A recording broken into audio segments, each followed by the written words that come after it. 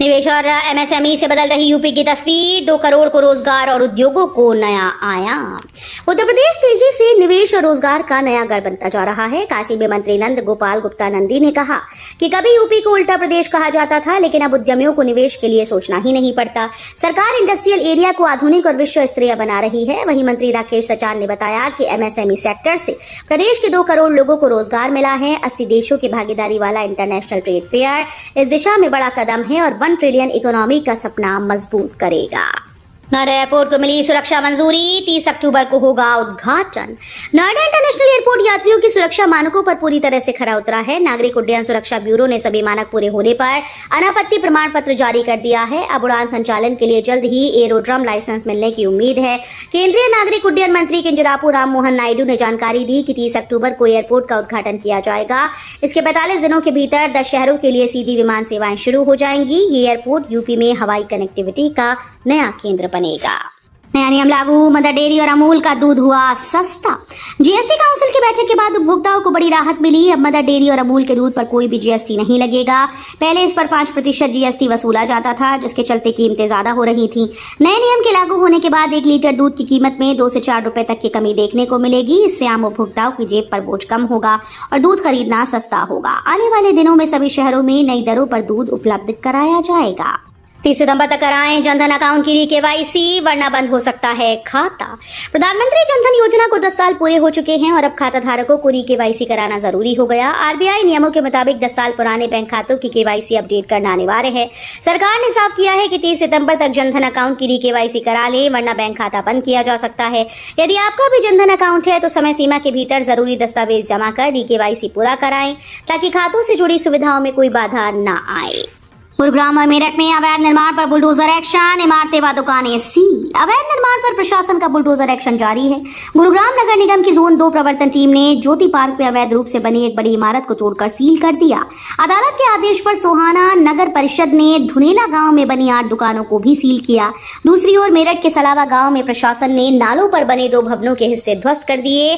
अधिकारियों ने साफ कहा है कि कार्रवाई केवल अवैध निर्माण हटाने के लिए की गई। लगातार होती कार्रवाई से अवैध निर्माणकर्ताओं में हड़कंप है। जेवर एयरपोर्ट के पास बड़ी जमीन की कीमतें, पितृपक्ष में भी रजिस्ट्री का जोर। जेवर एयरपोर्ट के पास जमीन के दाम आसमान छू रहे हैं। औद्योगिक क्षेत्र के तेजी से विकसित होने से निवेशकों की दिलचस्पी लगातार बढ़ रही है। यही वजह है कि पितृपक्ष जैसे समय में भी रजिस्ट्री कराने वालों की भीड़ कम नहीं हुई।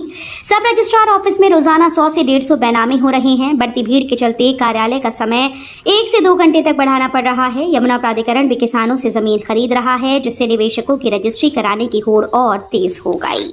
संभल में फर्जी अस्पतालों का नेटवर्क ध्वस्त, 31 पर कार्रवाई और कई सील।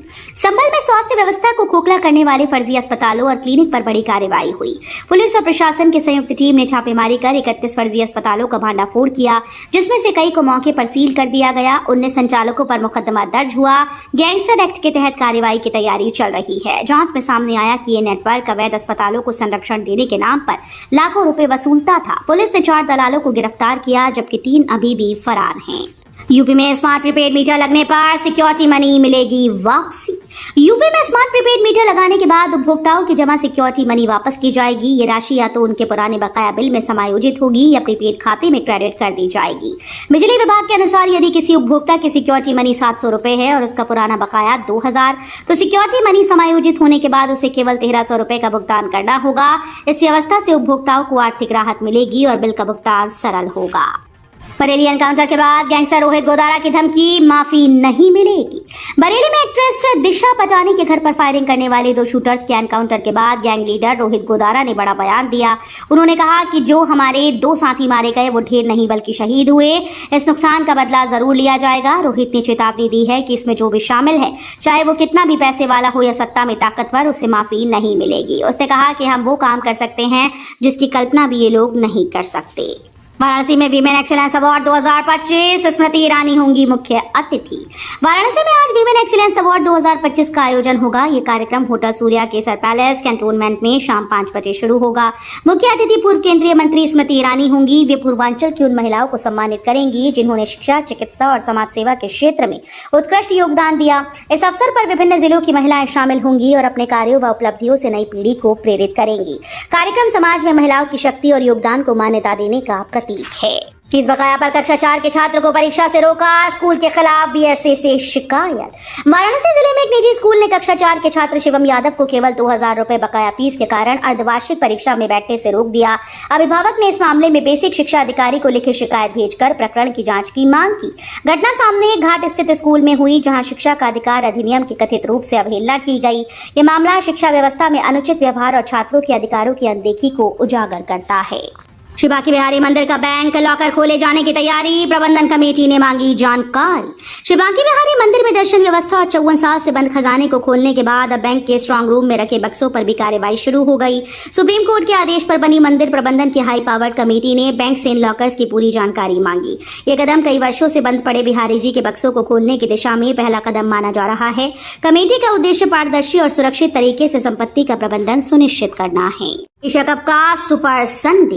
एशिया कप में एक बार फिर से भारत और पाकिस्तान की टीम आमने सामने होंगी। यह हाई वोल्टेज मुकाबला रविवार को खेला जाएगा। पहले मैच के दौरान हुए हैंडशेक विवाद के बाद टूर्नामेंट का माहौल पूरी तरह से गर्मा गया। सोशल मीडिया पर दोनों देशों के फैंस के बीच बहस छिड़ी हुई है। कहा जा रहा है कि इस बार मैच में सिर्फ क्रिकेट ही नहीं बल्कि जुनून और जोश का भी बड़ा टकराव देखने को मिलेगा। पाकिस्तान बदला लेने के मूड में है तो वहीं टीम इंडिया अलग अंदाज में सबक सिखाने को तैयार है। पीएम मोदी का Diwali gift, next gen GST से जनता को बड़ी राहत। जीएसटी सुधारों पर मुख्यमंत्री योगी आदित्यनाथ ने बड़ा बयान दिया। उन्होंने कहा कि प्रधानमंत्री नरेंद्र मोदी ने देशवासियों को दिवाली का गिफ्ट दिया। नए टैक्स रिफॉर्म्स यानी नेक्स्ट जेन जीएसटी से आम जनता को बड़ी राहत मिलेगी। अब केवल 5% और 18% टैक्स स्लैब मुख्य रूप से रहेंगे। सीएम योगी ने बताया कि घरेलू सामानों पर 5% या 0 टैक्स लगेगा और स्वास्थ्य बीमा से जुड़ी जीएसटी पूरी तरह से हटा दी गई। इस सुधार का फायदा रसोई, किसान, घर निर्माण, हाईवे कारोबार सभी को मिलेगा, जबकि सबसे अधिक लाभ उत्तर प्रदेश को होगा। क्वालिटी बार मामले में आजम खान को हाईकोर्ट से जमानत, जल्द जेल से बाहर आ सकते हैं। इलाहाबाद हाईकोर्ट ने सपा नेता आजम खान को रामपुर के क्वालिटी बार पर कब्जा करने के मामले में जमानत दी। न्यायमूर्ति समीर जैन की एकल पीठ ने उसकी जमानत अर्जी स्वीकार कर ली। इससे जेल से बाहर आने का रास्ता साफ हो गया। आजम खान पर कुल मिलाकर 96 विभिन्न मुकदमे दर्ज हैं। उसके अधिवक्ता मोहम्मद खालिद के अनुसार सभी मामलों में जमानत मिल चुकी है और कानूनी प्रक्रिया पूरी होने के बाद कुछ ही दिनों में वो जेल से बाहर आ सकते हैं। सीएसआईआर ने प्राचीन चिकित्सा से विकसित की 13 हर्बल दवाएं। वैज्ञानिक और औद्योगिक अनुसंधान परिषद ने प्राचीन चिकित्सा पद्धतियों और आधुनिक विज्ञान का मेल कर नई हर्बल दवाओं का विकास किया। लखनऊ की 3 प्रयोगशालाओं ने 13 महत्वपूर्ण दवाएं तैयार की, जिनमें मधुमेह, कैंसर, फैटी लीवर जैसी बीमारियों के लिए दवाएं शामिल हैं। इन दवाओं को स्टार्टअप्स के माध्यम से सुरक्षित रूप से मरीजों तक पहुंचाने की मुहिम शुरू की गई। 2 दिवसीय कॉन्क्लेव में विज्ञान व प्रौद्योगिकी मंत्री डॉक्टर जितेंद्र सिंह ने इन दवाओं के महत्व और मरीजों के लिए संभावित लाभ पर प्रकाश डाला।